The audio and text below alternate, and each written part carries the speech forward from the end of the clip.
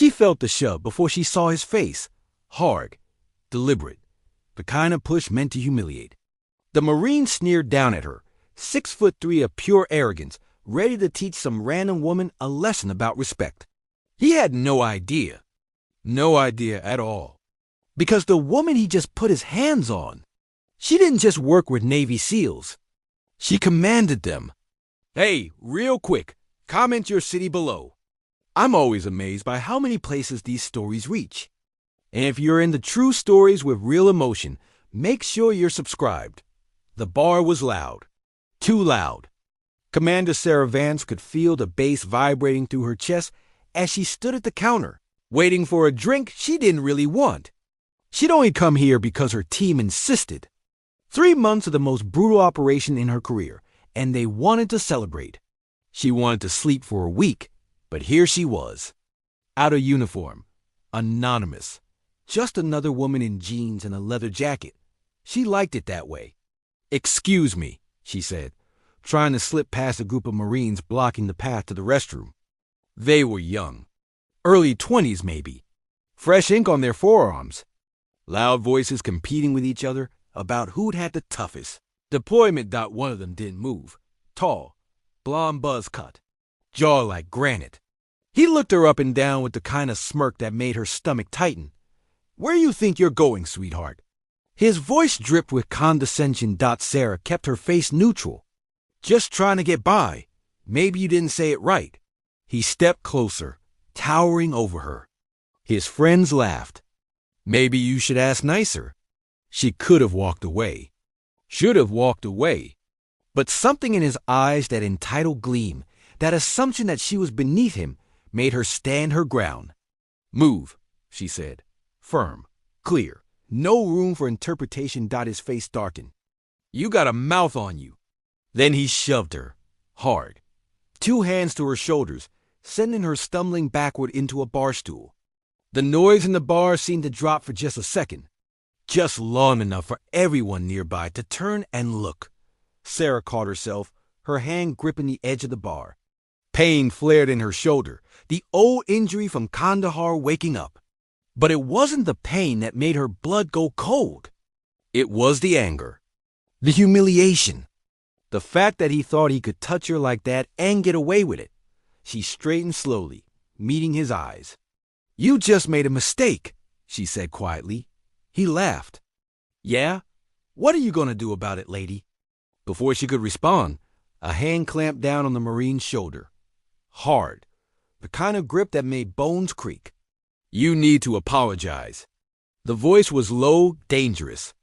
Sarah turned and her heart sank. Lieutenant Marcus Hall, one of her SEALs, off duty, and clearly not in the mood to watch his commander get disrespected.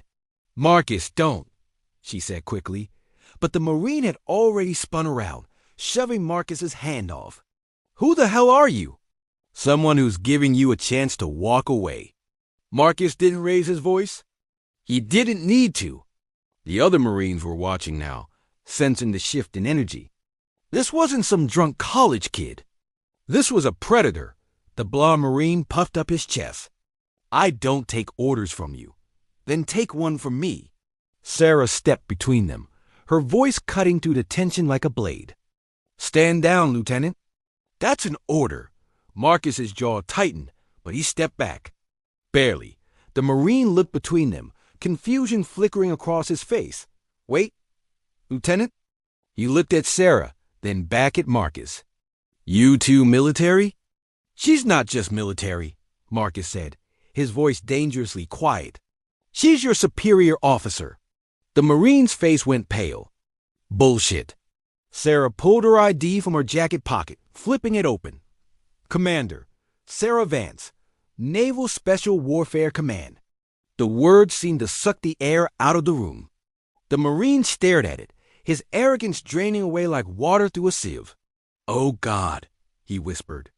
I didn't know. That's the problem, Sarah said coldly. You didn't think. You saw someone you thought was weak, and you decided to put your hands on them. It didn't matter who I was. You would have done it to anyone. His friends had gone silent. One of them looked like he was about to be sick. Ma'am, I'm sorry. Save it. Sarah slid her ID back into her pocket. What's your name? Corporal Jake Hendricks, ma'am. Well, Corporal Hendricks, you just assaulted a superior officer in front of witnesses. You know what that means? He looked like he was going to pass out. Court-martial. At minimum. Sarah let the words hang in the air. Let him feel the weight of what he'd done. Then she glanced at his unit patch. 2nd Battalion, 5th Marines. She knew the commanding officer. Hard-ass. Old school. He'd tear Hendricks apart. But as she looked at the kid, really looked at him, she saw something else. Fear. Real, genuine fear. Not just of punishment, but of losing everything he'd worked for. She'd seen that look before. On young soldiers who made stupid mistakes and couldn't take them back. She sighed. Or, you could learn something tonight. Hendricks blinked. Ma'am, you made an assumption. You thought I was nobody. Thought you could intimidate me because I'm a woman. Because I'm smaller than you. Because you're a Marine and that makes you untouchable. She stepped closer, her voice dropping. But here's what you don't know. I've commanded more operations than you've been on. I've made decisions that save lives and cost lives. I've earned every scar on my body and every medal in my drawer. And none of that was visible to you because you didn't bother to look. He swallowed hard. Yes, ma'am. So here's the lesson. Respect isn't about rank. It's not about uniforms or muscles or who can shout the loudest. It's about recognizing that every person you meet has fought battles you know nothing about. And until you learn that, you're not a Marine. You're just a bully in a uniform. The bar was silent now. Everyone watching, waiting. I'm going to walk out of here, Sarah continued.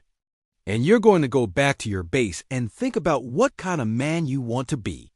If I hear your name again for anything like this, I'll make sure your career ends before it starts. Understood? Yes, ma'am, understood. She turned to leave, Marcus falling into step beside her. But as they reached the door, a voice called out, Commander Vance. She stopped, turned. It was one of Hendricks's friends, a shorter Marine with sergeant stripes. He stood at attention. Permission to speak, ma'am. Granted. I just wanted to say we were in Helmand Province in 2019. Our unit got pinned down by enemy fire. We called for air support, but the weather was too rough. Everyone said we were done. He paused, his voice thick with emotion. Then someone coordinated a ground extraction in the middle of a sandstorm. Pulled us out one by one. Saved 18 lives that day. We never knew who ran that operation.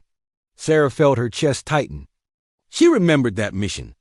Remembered the impossible variables, the split-second decisions, the weight of 18 lives balanced on a knife's edge. It was you, wasn't it? The sergeant asked.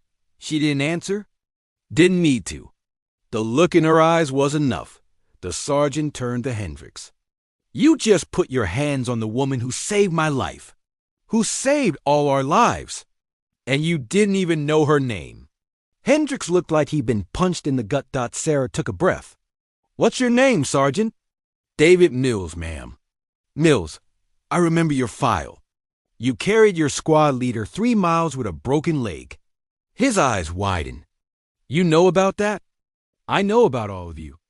Every Marine, every sailor, every soldier who puts on a uniform. You're not just numbers to me. You're people I'm trying to bring home. She looked at Hendricks again. That's why this matters. Because the next time you shove someone, the next time you decide someone isn't worth your respect, you might be pushing away the one person who would have saved your life. She walked out into the night, Marcus close behind. The cool air hit her face, washing away the heat of the bar. Her hands were shaking. Not from fear. From rage. From exhaustion. From the weight of always having to prove herself, even after everything she'd done. You okay? Marcus asked quietly. No. She leaned against the wall, closing her eyes. But I will be. You could have destroyed him. Ended his career right there. I know. Why didn't you? Sarah opened her eyes, looking up at the stars barely visible through the city lights. Because I remember being young and stupid. I remember making mistakes and having someone give me a second chance. And because destroying him wouldn't have taught him anything except to hate me. This way, maybe he learns. Maybe he becomes better. Marcus was quiet for a moment. Then he smiled. You're too good for this world, Commander. Don't let it get around. I have a reputation to maintain. They started walking toward the parking lot, the sounds of the bar fading behind them. Sarah's phone buzzed. A text from her XO. 3 words that made her blood run cold. Osprey down, Syria. She stopped walking. Marcus saw her face and went still. What is it? She showed him the phone. His expression hardened instantly. They both knew what that meant. Americans in hostile territory. A rescue operation that would need to be planned and executed in hours, not days. Lives hanging in the balance. I need to get to base, Sarah said, already moving toward her car. Now, I'm coming with you. You're off duty.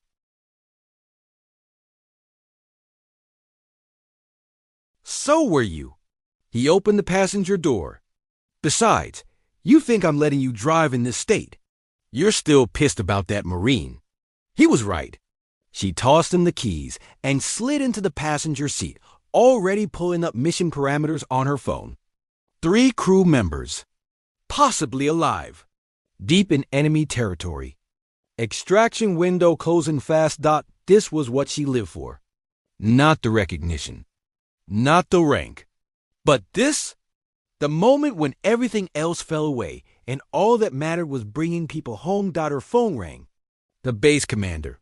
Vance, I need you here in 20 minutes. I'm 15 out. What's the situation? Bad. The pilot got a distress call out before they lost contact. We've got a probable location, but it's crawling with hostiles. The Pentagon is pushing for an airstrike to destroy the wreckage and eliminate the threat. They don't think a rescue is feasible. Sarah's grip tightened on the phone. They're writing them off? They're being realistic. It's a suicide mission, Sarah. You know that.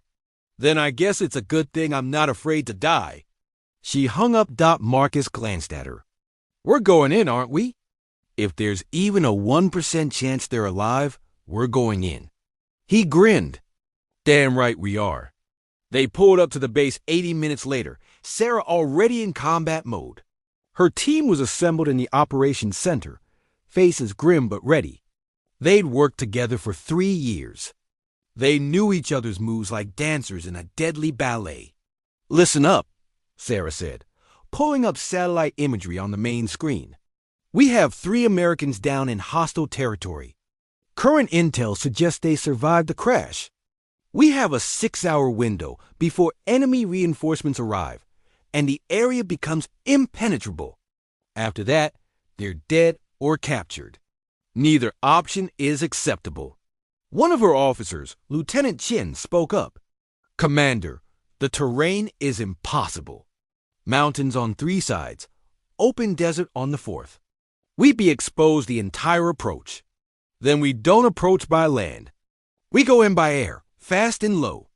2 helicopters. Team 1 extracts the crew. Team 2 provides cover and secures the LZ. We're in and out in under 10 minutes. And if the hostiles have anti-air? Sarah met his eyes. Then we better be faster than their missiles. The room was silent. They all knew the odds. Knew that some of them might not come back. But no one moved. No one objected. Because this was what they'd signed up for. This was the job. Wheels up in 30 minutes, Sarah said. Get your gear. They moved like a well-oiled machine, each person knowing exactly what to do. Sarah suited up in her tactical gear, checking her weapon, her comms, her medical kit. Marcus appeared beside her, already dressed for combat. You don't have to come, she said quietly. This isn't your op. The hell it isn't. You're my commander. Where you go, I go. She wanted to argue, wanted to protect him. But she knew it was pointless. Marcus had been with her for 2 years, and in that time, He'd saved her life 3 times. She'd saved his twice. They were bound by something deeper than orders. They were family. Then let's go bring them home, she said. The flight was tense, the helicopter cutting through the darkness like a blade. Sarah sat in silence, running through the mission parameters in her head. Every variable, every contingency, every possible way this could go wrong. And there were so many ways it could go wrong. They crossed in the Syrian airspace, flying low enough that she could see the shadows of buildings passing beneath them. Her stomach was tight, adrenaline singing through her veins. This was the part she loved and hated in equal measure. The moment before everything went to hell. 2 minutes to LZ, the pilot called out. Sarah checked her weapon one last time. Looked at her team. Saw the same determination in their eyes that she felt in her chest. Remember, she said overcomes. We leave no one behind, ever. Hooyah, they responded in unison. The helicopter dropped fast, landing in a cloud of dust and debris. Sarah was out before the skids touched ground, weapon up, scanning for threats. The wreckage of the Osprey was 50 meters ahead, burning wreckage scattered across the sand, and there, huddled behind a piece of torn fuselage, were 2 figures. Alive. Contact. Marcus called out. I've got eyes on survivors. Sarah's heart leaped. They were alive. Against all odds, they were alive. But then she heard it. The sound that made every soldier's blood run cold. The high-pitched whine of an incoming RPG. RPG. Take cover. The world exploded. Fire and smoke and the deafening roar of the blast. Sarah hit the ground hard, her ears ringing, her vision swimming. For a moment, she couldn't move, couldn't breathe, couldn't think. Then training kicked in. She rolled to her feet, weapon up, searching for the threat. Shapes moved in the darkness, hostiles, at least a dozen of them, advancing fast. Contact right. Chun's voice crackled over comes. Multiple hostiles, engaging. Gunfire erupted. Sarah returned fire, her bullets finding their targets with practiced precision. Beside her, Marcus was laying down suppressive fire, keeping the enemy pinned while the rest of the team moved to secure the survivors. We need to move, Sarah shouted. Now! They fought their way to the wreckage, every step a battle. Sarah reached the survivors first, a young pilot with blood streaming down his face and a crew chief with a broken arm. Can you move? She demanded. Dr. Pilot nodded, dazed but alive. There's a third. Lieutenant Brooks, you went to scout for help. That way. He pointed into the darkness. Sarah's stomach dropped. A third survivor, alone, in hostile territory, Marcus. We've got a third man out there. Where? Unknown. Last seen heading east. Marcus cursed. We don't have time for a search and rescue, Commander. The whole damn army is about to come down on us. He was right. She knew he was right. The smart play was to grab the 2 survivors they had and get out. Leave the third man behind. Survival of the many over the survival of the one. But Sarah had never been good at smart plays. Get these 2 to the helicopter, she ordered. I'm going after Brooks.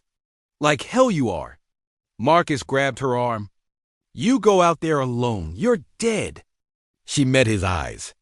Saw the fear there. The desperation. The knowledge that he was probably right. Then come with me, she said. But I'm not leaving him. For a long moment, they stared at each other. Then Marcus let go of her arm and checked his weapon. You're going to get us both killed one day, he muttered. Probably. She turned to Chun. Get those survivors back to the bird. We'll catch up. Commander, that's an order, Lieutenant. Go! Chun hesitated, then nodded and moved out with the survivors. Sarah and Marcus pushed forward into the darkness, every shadow a potential threat, every sound a possible ambush. Brooks? Sarah called out. Lieutenant Brooks, sound off. Silence. Just the wind and the distant sound of gunfire. Then, faint. A voice. Here. I'm here. They ran toward the sound, weapons raised. And there he was, pinned down behind a rocky outcrop, blood staining his uniform. 3 hostiles closing in on his position. Sarah didn't hesitate. She opened fire, dropping the first hostile before he even knew she was there. Marcus took the second, his shot clean and precise. The third turned to run, but Sarah was faster. He went down hard. She reached Brooks, dropping to her knees beside him. "Where are you hit?" "Leg. I can't walk." "That's fine. We'll carry you." She looked at Marcus. "Ready?" "Always." They hauled Brooks to his feet, one arm over each of their shoulders, and started the long run back to the LZ. Behind them, she could hear voices. Shouts in Arabic, the sound of engines. They were out of time. "Move! Move! Move!" Sarah pushed herself harder, her legs burning, her lungs screaming for air. Brooks was heavy, dead weight between them, but she didn't slow down. Couldn't slow down. The helicopter came into view, rotors spinning, ready for immediate dust-off. Chun was standing at the ramp, waving them in.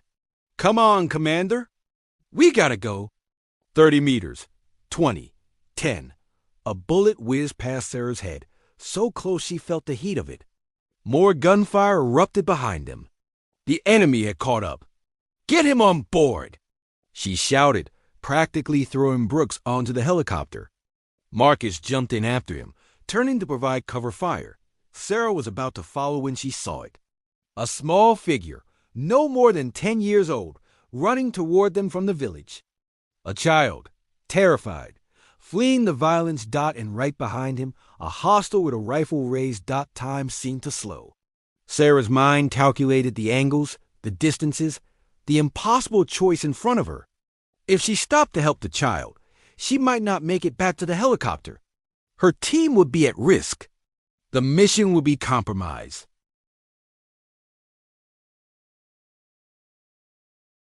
But it was a child.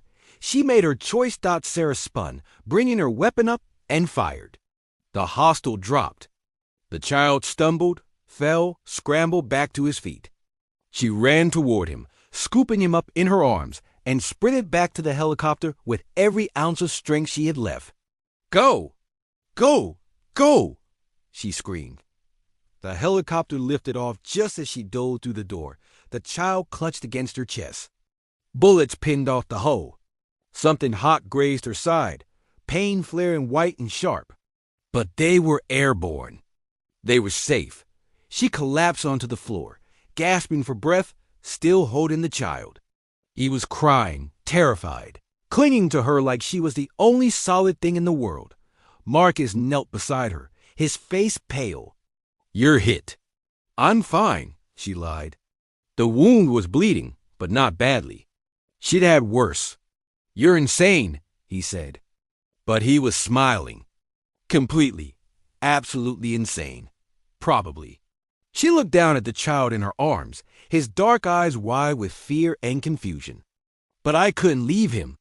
Chun appeared with a medical kit, checking her wound. "You're lucky, Commander.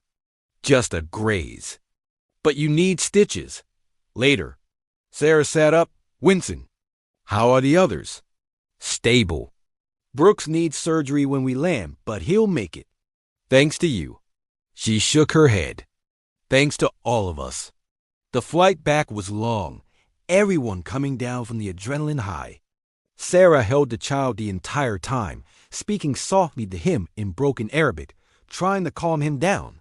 He didn't understand most of what she said, but her voice seemed to help. When they finally landed back at base, medics rushed forward to take the wounded. Sarah tried to hand the child to one of them, but he wouldn't let go. "It's okay," she murmured. "You're safe now. I promise." Eventually, he released his grip, and a medic carried him away. Sarah watched him go, feeling the weight of everything that had happened crash down on her all at once. She'd saved 4 lives tonight. But how many more were out there, waiting for someone to come? How many children were still running through war zones, terrified and alone? "Commander." The base commander approached, his expression unreadable. "That was one hell of a mission." "We got them out, sir." You did more than that. You disobeyed a direct order from the Pentagon. They wanted that wreckage destroyed, not a rescue attempt.